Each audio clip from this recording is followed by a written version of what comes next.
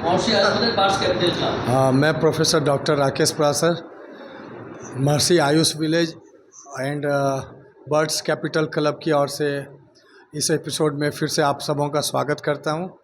और आज का जो हम लोग का टॉपिक है, ये शब्द वर्तमान में बहुत प्रसिद्ध है, तनाव, हाइपरटेंशन।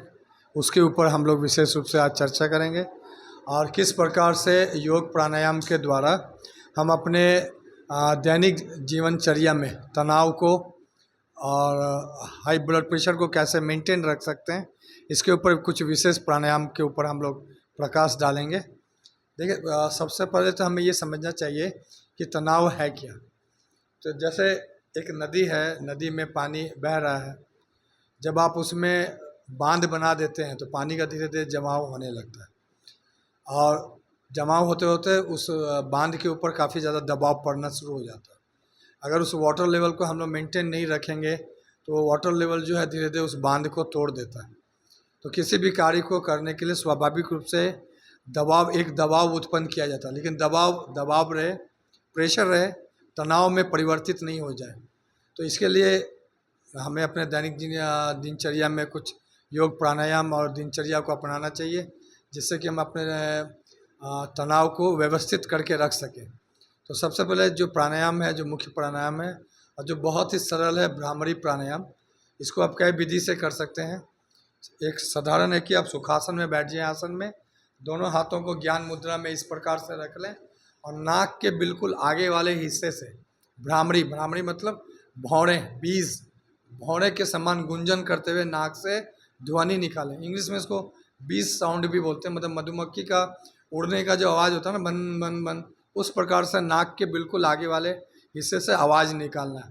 तो जब आप लगातार भ्रामरी प्राणायाम का अभ्यास करते हैं तो जो आपका ब्रेन है, जो वाइब्रेशन बनाती है, रेज बनाती है, तो वो अल्फ़ा रेज ज़्यादा बनाएगी और वो हमारे मानसिक अवसाद तरंगों को, संवेगों को बहुत ज़्यादा संतुलित करने का प्रयास करती है। तो इसके इस प्रकार से बैठना है, आसन पे ज्ञान मुद्रा लगाएंगे और नाक के बिल्कुल आगे वाले हिस्से से भ्रामरी भौंरे के समान गुंजन करें। दांत बिल्कुल हल्के से सटे हुए होने चाहिए और ओठ भी धीरे से। गहरा लंबा सांस लेंगे।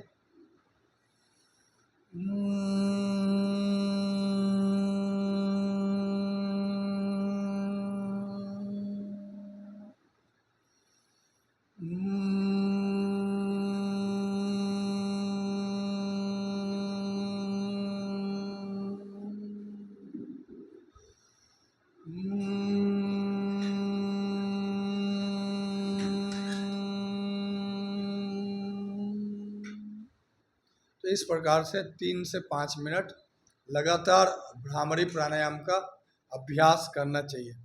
और जितना शांत भाव से स्थिर होकर आप भ्रामरी प्राणायाम का अभ्यास करेंगे तो मात्र 5 मिनट के अभ्यास के बाद ही आप अनुभव करेंगे कि आप इमोशनली बहुत अपने आप को फिट, मतलब भावनात्मक रूप से अपने आप को बहुत स्वस्थ अनुभव करेंगे।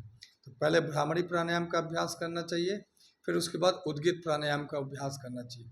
उद्गित प्राणायाम मतलब ओम का उच्चारण करना चाहिए।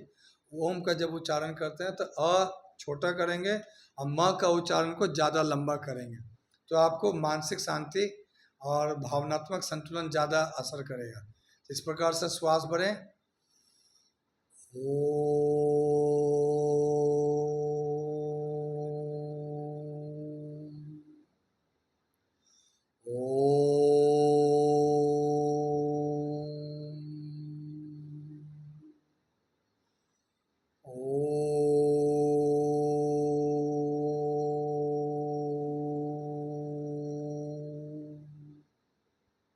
तो उद्गित प्राणायाम का भी हमें नियमित रूप से कम भी 5 मिनट का अभ्यास करना चाहिए।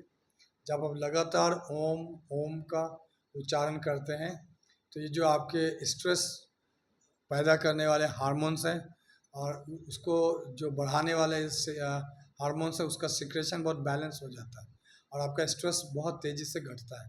उसके साथ साथ शीतली प्राणायाम का अभ्यास करना चाहिए।